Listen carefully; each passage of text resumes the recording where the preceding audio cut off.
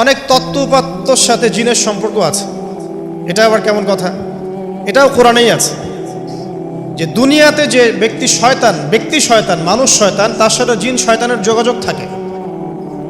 বিশ্বাস করেন না? দুনিয়াতে যে ব্যক্তি মানুষ শয়তান, তার সাথে জিন শয়তানের যোগাযোগ থাকে। একটা হাদিসে এমনও পড়েছিলাম আমরা স্টুডেন্ট লাইফে, আল্লাহ রাব্বুল আলামিন যখন কোনো আদেশ নাজিল করেন তখন ফেরেশতারা সেটা নিয়ে ডিসকাস করতে থাকেন আসমানে, এবং জিন জাতি প্রথম আসমানের কিনারা পর্যন্ত পৌঁছে যায় এবং সেখানে গিয়ে কানে শ্রবণ করার চেষ্টা করে কি নিয়ে আলোচনা করা হচ্ছে। যদি কোনো একটা সংবাদ তাদের কান পর্যন্ত চলে আসে, তাদেরকে বিতাড়িত করার জন্য আল্লাহ রাব্বুল আলামিন উল্কাপিণ্ড ছোড়েন। ওখানকার ফেরেশতারা আছেন, তারা অগ্নিশিখা নির্বাপন করেন। সূরা সফফাতের প্রথম দিকে পড়ে দেখবেন। এই জিন দুনিয়াতে যে কবিরাজ বা তান্ত্রিক বা জাদুকরের আন্ডারে আছে, সে এসে তাকে জানিয়ে দেয় এই হতে যাচ্ছে। তখন সেই তান্ত্রিক এই সত্যটার সাথে আরও 100টা মিথ্যা জড়িয়ে জনগণকে বিভ্রান্ত করে। তখন তার কথা ফলে যায়, মানুষ মনে করে যে তান্ত্রিক অনেক বড় কিছু হয়ে গেছে। তো এগুলো সবই ফিতনা। যাই হোক, এই জিনের ব্যাখ্যা কিন্তু আমরা করতে পারছি না বিজ্ঞান দিয়ে। আমরা আত্মা কাকে বলে জানি না। আত্মার কি কোনো বৈজ্ঞানিক ব্যাখ্যা আছে? স্বপ্ন দেখি মাঝে মাঝে আমরা, স্বপ্ন সত্য হয়। অনেক সময় অনেকের স্বপ্ন সত্য হয়, কোরআন তার সাক্ষী। অনেক সময় অমুসলিমের স্বপ্ন সত্যি হতে পারে, কোরআন তার সাক্ষী। ইউসুফ আলাইহিস সালাম জেলখানায়, মনে আছে? দুজন ব্যক্তি স্বপ্ন দেখলেন, একজন শরাব পান করাচ্ছেন মনিবকে, আরেকজনের মাথার মধ্যে রুটি, এখান থেকে পাখি রুটি খেয়ে চলে যাচ্ছে। এই দুজন ব্যক্তি কিন্তু মুসলিম নন। তারপরে ইউসুফ আলাইহিস সালাম বললেন, একজন নিষ্কৃতি পাবে এবং তার মালিককে সে শরাব পরিবেশন করবে, সে মুক্ত হয়ে যাবে সামনেই, অচিরেই। আরেকজন ব্যক্তি তোমাকে শুলদণ্ড দেওয়া হবে, তোমার মাথার মধ্যে যে মগজ আছে এটা পাখি এসে খেয়ে ফেলবে। কুদি আল-আমর, এটা হয়ে গেছে, এটা আল্লাহর পক্ষ থেকে ফয়সালা। তাহলে এই স্বপ্ন মিথ্যা ছিল না সত্য? তো এই স্বপ্নের বৈজ্ঞানিক কি ব্যাখ্যা আছে? বিজ্ঞান কি এই পর্যন্ত যেতে পারবে? নাই। অতএব সব কিছুর বৈজ্ঞানিক ব্যাখ্যা খুঁজতে হবে না। নবী সাল্লাল্লাহু আলাইহি ওয়াসাল্লাম বলেছেন, নবী সাল্লাল্লাহু আলাইহি ওয়াসাল্লামের প্রতি দরুদ পাঠ করা হলে এই দরুদগুলো সংগ্রহ করার জন্য এক শ্রেণীর ফেরেশতা আছেন, স্পেশাল ফেরেশতা, মালায়েকা। আর আমাদের সায়েন্স অবশ্য মালায়েকায় বিশ্বাস করে না, তারা জিন জাতিতেও বিশ্বাস করে না। যদিও বা নবী করিম সাল্লাল্লাহু আলাইহি ওয়াসাল্লাম বলেছেন এক শ্রেণীর স্পেশাল ফেরেশতা আছেন যারা দরুদগুলোকে সংরক্ষণ করেন। আমরা যে কথাগুলো বলছি রেকর্ড হয়ে যাচ্ছে না? আজকে থেকে 100 বছর 200 বছর আগে মানুষ এটা কল্পনা করতে পারতো? আমরা এখন যেখানেই মুভ করছি, সিসি ক্যামেরা, ভিডিও, এটা সেটা, স্যাটেলাইট, এগুলো আছে না? আজকে থেকে 300 বছর আগে মানুষ এগুলো বিশ্বাস করতে পারতো? আজকে থেকে 1000 বছর আগের কোনো মানুষকে বলেন যে স্যাটেলাইট দিয়ে পুরো বিশ্ব নিয়ন্ত্রণ করা যায়, সে বলবে যে পাগল, তার মাথায় ঢুকবেই না স্যাটেলাইট কি জিনিস। ঠিক একইভাবে আল্লাহ পাকের জ্ঞান হচ্ছে লক্ষ কোটি কোটি বছর আগের, চির নতুন, চির প্রাচীন, চির আধুনিক। এই জ্ঞানের ঊর্ধ্বে কারো জ্ঞান নয়। এই জন্য এখন এগুলো কথা অনেকেই প্রশ্ন তোলে যে ফেরেশতা আবার কি জিনিস, জিন আবার কি, ইসলাম এগুলোতে কেন বিশ্বাস করে? সুবহানাল্লাহ। মানে তাদের বক্তব্য হচ্ছে ল্যাবরেটরিতে যেটা প্রমাণ করা যাবে না সেটার অস্তিত্ব নাই। প্রত্যেকটা বস্তুকে হয় কঠিন হতে হবে, না হলে তরল, না হলে বায়বীয়, এর বাইরে কিচ্ছু নাই। আসলে কি তাই? তো সব কিছুকেই বিজ্ঞান দিয়ে ব্যাখ্যা করতে হবে জরুরি না, এর ঊর্ধ্বে অনেক কিছু আছে। এর জ্ঞান, এর শেষ সীমা থেকে আল্লাহ পাকের জ্ঞান শুরু হয়। অতএব এটাকেই চূড়ান্ত জ্ঞানের মানদণ্ড মনে করার কোনো কারণ নাই। আমাদের মধ্যে একটা শিরকি আকীদা ঢুকে গেছে এখন। এটা একটা শিরকি আকীদা। সেটা হচ্ছে যে কোনো বিষয় যদি বৈজ্ঞানিকভাবে প্রমাণিত না হয়, কোরআন সুন্নাহয় থাকলেও মনে করি এটার অস্তিত্ব নাই।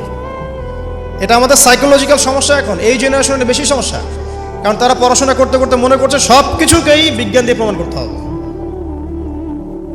তুমি তো তোমার আত্মাকেই প্রমাণ করতে পারবে না। একটা মানুষ হাঁটছে রাস্তা দিয়ে, পড়ে গেল, ডেড, এরকম হচ্ছে না? তাহলে কি এমন ছিল তার দেহের মধ্যে, বের হয়ে চলে গেল, সে ডেড? বলবে হৃদযন্ত্রের ক্রিয়া বন্ধ হয়ে মারা গেছে। তা ক্রিয়াটা বন্ধ হলো কিভাবে? কে হুকুম করলো? কার আদেশে বন্ধ হলো? কে নিয়ে গেল রুহটা, আত্মাটা? তো এগুলো তো ব্যাখ্যা করতে পারবে না। সো এই কনসেপ্ট থেকে বের হয়ে আসতে হবে যে প্রত্যেকটা বিষয় বিজ্ঞান দিয়ে প্রমাণ হলে পরেই বিশ্বাস করবো, না হলে করবো না। এটা ঠিক নয়। কোরআন এবং সুন্নাহ যা আছে এটা চূড়ান্ত, এর বাইরে যা আছে এটা যদি কোরআন সুন্নাহর সাথে মিলে যায় আমরা গ্রহণ করব, কোনো সমস্যা নেই, কিন্তু না মিললে আমরা কোশ্চিন কালো সেটা মানতে রাজি নই। আসুন, নবী করিম সাল্লাল্লাহু আলাইহি ওয়াসাল্লাম বলেছেন এক শ্রেণীর স্পেশাল ফেরেশতা আছেন, মালায়েকা, নূরের তৈরি, আলোর তৈরি, আলো দিয়ে তৈরি, নূর দিয়ে তৈরি, যারা নিঃসন্দেহে আলোর বেগের চেয়ে বেশি বেগে ভ্রমণ করতে পারেন, নিঃসন্দেহে। আচ্ছা, তো তারা স্পেশালি এই দরুদগুলোকে সংগ্রহ করেন, দরুদ এবং সালাম এটাকে সংগ্রহ করেন, করে নবী সাল্লাল্লাহু আলাইহি ওয়াসাল্লাম পর্যন্ত পৌঁছে দেন। এরপর আল্লাহ রাব্বুল আলামিন, আল্লাহ সুবহানাহু ওয়া তাআলার ইচ্ছায় নবী করিম সাল্লাল্লাহু আলাইহি ওয়াসাল্লাম এর জবাব দিয়ে থাকেন। একটু চিন্তা করেন যে আপনি মনে করেন আল্লাহ রাসূল সাল্লাল্লাহু আলাইহি ওয়াসাল্লামের দরজায় দাঁড়িয়ে আছেন, কথার কথা মনে করেন যে তিনি জীবিত আছেন, কথার কথা। আপনি তার বাড়ি চেনেন, তার বাসায় গেলেন, গিয়ে নক করলেন, গিয়ে নক করে বললেন আসসালামু আলাইকুম। এবার নবী সাল্লাল্লাহু আলাইহি ওয়াসাল্লাম ভিতর থেকে আপনাকে বললেন, কথার কথা ধরে নেন যে ওয়ালাইকুম আসসালাম। এর অর্থ কি? ওয়ালাইকুম আসসালাম অর্থ কি? আপনার উপরেও শান্তি বর্ষিত হোক।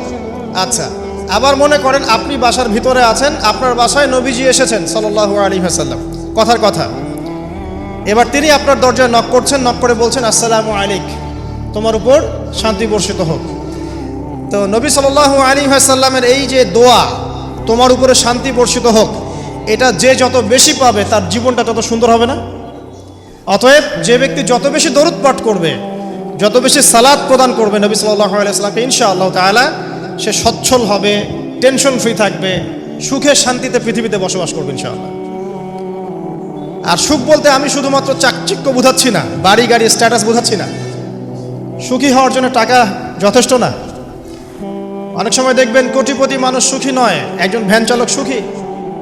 সুখ টাকা দিয়ে কেনা যায়? সুখ বলতে মনের সুখকে বোঝানো হচ্ছে। আল্লাহ পাক আমাদেরকে বোঝার তৌফিক দান করুন। আমি যেটা বলতে চাচ্ছিলাম, জুমার দিনে বেশি থেকে বেশি নবীর উপর দরুদ পাঠ করতে হবে। কোন দরুদ পাঠ করব? একটা সংক্ষিপ্ত দরুদ আছে, পড়তে পারি আল্লাহুম্মা সাল্লি ওয়া সাল্লিম আলা নবিয়িনা মুহাম্মদ, এটা পড়তে পারি। আরেকটা আছে আল্লাহুম্মা সাল্লি আলা মুহাম্মাদিন ওয়া সাল্লিম, এটা সংক্ষিপ্ত। আর যদি আপনার সামনে নবীর নাম উচ্চারণ করা হয় বলবেন সাল্লাল্লাহু আলাইহি ওয়াসাল্লাম। অথবা সবচেয়ে সেরা দরুদ হচ্ছে দরুদ ইব্রাহিম, আল্লাহুম্মা সাল্লি আলা মুহাম্মদ ওয়া আলা আলি মুহাম্মদ কামা সাল্লাইতা আলা ইব্রাহিম ওয়া আলা আলি ইব্রাহিম ইন্নাকা হামিদুম মাজিদ। আল্লাহুম্মা বারিক আলা মুহাম্মদ ওয়া আলা আলি মুহাম্মদ কামা বারাকতা আলা ইব্রাহিম ওয়া আলা আলি ইব্রাহিম ইন্নাকা হামিদুম মাজিদ। এটা প্রথম আমল, জুমার দিনে করবেন। এছাড়া প্রত্যেক দিন সকালে 10 বার এবং সন্ধ্যায় 10 বার করে দরুদ পড়বেন। তাহলে কি হবে? ইনশাআল্লাহ তাআলা আপনি, আমি, আমরা সবাই কিয়ামতের মাঠে নবী সাল্লাল্লাহু আলাইহি ওয়াসাল্লামের সুপারিশ পেয়ে যাব ইনশাআল্লাহ। সুপারিশ সম্পর্কে একটা হাদিস শুনিয়ে দেই, যথেষ্ট হবে ইনশাআল্লাহ। নবী সাল্লাল্লাহু আলাইহি ওয়াসাল্লাম বলেছেন, আমার উম্মতের যে ব্যক্তি, যে কোনো ব্যক্তি, নারী পুরুষ, সাদা কালো, বাঙালি, পাকিস্তানি, আফগান, সিরিয়ান, যেখানকার মানুষ হোক না কেন, যে কোনো ব্যক্তি, সে যদি শিরিক না করে মারা যায়, আল্লাহর সাথে শিরিক করে নাই, এই অবস্থায় মারা গেছে, নবী সাল্লাল্লাহু আলাইহি ওয়াসাল্লামের সুপারিশ তার উপর ওয়াজিব হবে ইনশাআল্লাহ। ইনশাআল্লাহ সে জান্নাতে যাবে যদি শিরিক না করে মারা যায়। অন্য যে কোনো পাপ আল্লাহ যাকে ইচ্ছা মাফ করতে পারে। আল্লাহ পাক আমাদেরকে শিরিক মুক্ত আমল করার তৌফিক ইনায়াত করুন, আমিন। জুমার দিনে দ্বিতীয় আমল হচ্ছে আপনাকে সূরা কাহফ তেলাওয়াত করতে হবে। এটা খুবই ইম্পর্টেন্ট একটা আমল। জুমার দিনে সূরা কাহফ অবশ্যই তেলাওয়াত করবেন। যদি পুরোটা তেলাওয়াত করতে নাও পারেন, কমপক্ষে প্রথম 10 আয়াত, শেষের 10 আয়াত তেলাওয়াত করবেন। ফজিলত, আল্লাহ রাব্বুল আলামিন আপনাকে মাসিহুদ দাজ্জালের ফিতনা থেকেও বাঁচাবেন ইনশাআল্লাহ। আর এখন আমরা দাজ্জালের ফিতনা যুগেই বাস করছি, কোনো সন্দেহ নাই। প্রতিটা সেক্টরেই ফিতনা আছে, প্রতিটা সেক্টর। এই যুগে বসবাস করে যে ব্যক্তি মনে করে যে আমি ফিতনামুক্ত একটা পরিবেশে বসবাস করছি, এর চেয়ে অন্ধ ব্যক্তি পৃথিবীতে আর কেউ নাই।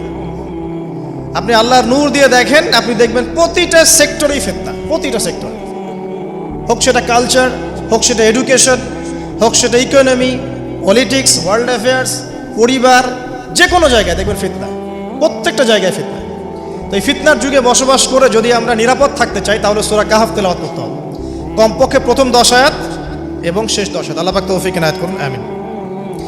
আরেকটা আমল বলবো জুমার দিনে, সেটা হলো যে জুমার দিনে বেশি বেশি দোয়া করবেন আল্লাহর কাছে, কারণ এই দিনে দুইটা সময় আছে, এই সময় দোয়া কবুল হয়ে যাবে ইনশাআল্লাহ তাআলা। আরেকটা আমল বলতে চাই, যদিও সেটার সময় আপনাদের আজকে চলে গেছে, সেটা হলো জুমার দিনে যে ব্যক্তি সকাল সকাল গোসল করে, আমি আরেকদিন খুতবায় বলেছিলাম, সকাল সকাল গোসল করে, আর্লি মর্নিং মসজিদে চলে আসে, আতর সুগন্ধি ব্যবহার করে, উত্তম কাপড় পরে, সবচেয়ে সেরা কাপড়টা পরে, মসজিদে আসার সময় আমরা দেখি যে সবচেয়ে নর্মাল কাপড়টা পরে আসে, এটা ঠিক নয়। আমরা এখানে আল্লাহর সাথে সাক্ষাৎ করতে এসেছি। আপনাকে যদি আপনার গার্লফ্রেন্ড এখনই ডাকে কফি হাউসে, আপনি সবচেয়ে সেরা পোশাকটা পরে যাবেন, তাই না ভাই? তার মানে যাওয়ার অভ্যাস আছে।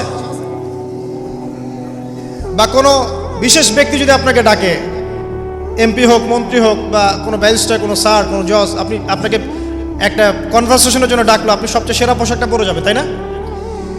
আপনার সামর্থ্য অনুযায়ী সবচেয়ে সেরা পোশাক পরতে হয় মসজিদে আসার সময়। খুযু যিনাতাকুম ইনদা কুল্লি মসজিদ, আল্লাহ পাক বলেছেন প্রত্যেকবার যখন মসজিদে আসবে তখন সেরা পোশাকটা পরে আসবে। জুমার দিনে সবচেয়ে উত্তম পোশাক পরে আসবেন। আসার পর সকাল সকাল গোসল করে সুগন্ধি ব্যবহার করে পায়ে হেঁটে যে ব্যক্তি আসে এবং ইমামের এই যে কাছাকাছি বসে, ইমামের কাছাকাছি বসার পরে খুতবা মনোযোগের সাথে শ্রবণ করে এবং খুতবার মাঝখানে কোনো কথা বলে না, কাউকে ডিস্টার্ব করে না, এরপর ইমামের সাথে নামাজ আদায় করে, এই ব্যক্তির আমল নামায় যে নেকি লেখা হবে, নবীজি বলছেন সে যে প্রত্যেক পদক্ষেপ ফেলে এখানে এসেছে তার বিনিময়ে, একটা পদক্ষেপের বিনিময়ে 1 বছরের নফল রোজা আর 1 বছরের নফল তাহাজ্জুদের নেকি তার আমল নামায় লিখে দেওয়া হবে ইনশাআল্লাহ। এই কাজগুলো আমরা জুমার দিন খুব সহজেই করতে পারি। আল্লাহ পাক আমাদের জুমাকে মূল্যায়ন করার তৌফিক দান করুন। আর দেখবেন আমরা জুমাটাকে উপলব্ধি করি কিভাবে, এনজয় করি কিভাবে। এই দিনে বিয়ের অনুষ্ঠান, এই দিনে পার্টি, এই দিনে ডিজে, এই দিনে অমুক, এই দিনে সাউন্ড বক্স বাজতেছে, এই দিনে পিকনিক, এই দিনে বনভোজন। জুমার দিনের ফজিলতটা যে অনেক বেশি, এটা শয়তান আপনাকে দুনিয়ার চাকচিক্য দিয়ে ভুলিয়ে দিয়েছে। দুনিয়ার চাকচিক্য দিয়ে শয়তান আপনাকে জুমার ফজিলতটা ভুলিয়ে দিয়েছে।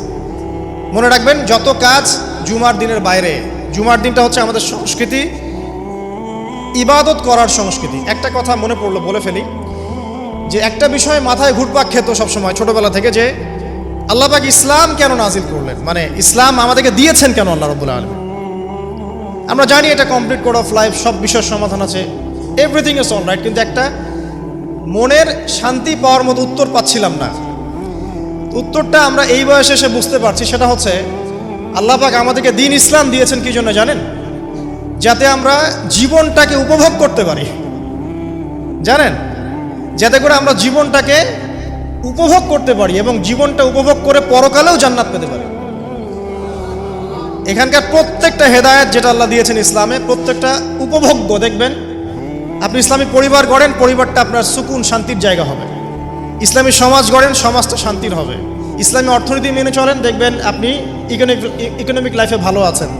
ইসলামিক পোশাক পরেন, আপনি হ্যান্ডসাম থাকবেন। নবীর মতো ঘুমান, আপনার শরীর ভালো থাকবে। তার মতো খান, শরীর ভালো থাকবে। প্রতিটা বিষয় দেখবেন লাইফকে এনজয় করার জন্য দেওয়া হয়েছে। ইসলামের বাইরে গেলেই এমন কিছু আমাদের মধ্যে ঢুকে যাবে যেটা আমাদের দুনিয়াও ক্ষতি করবে, পরকালকেও নষ্ট করবে। আল্লাহ পাক আমাদের হেফাজত করুন, আমিন।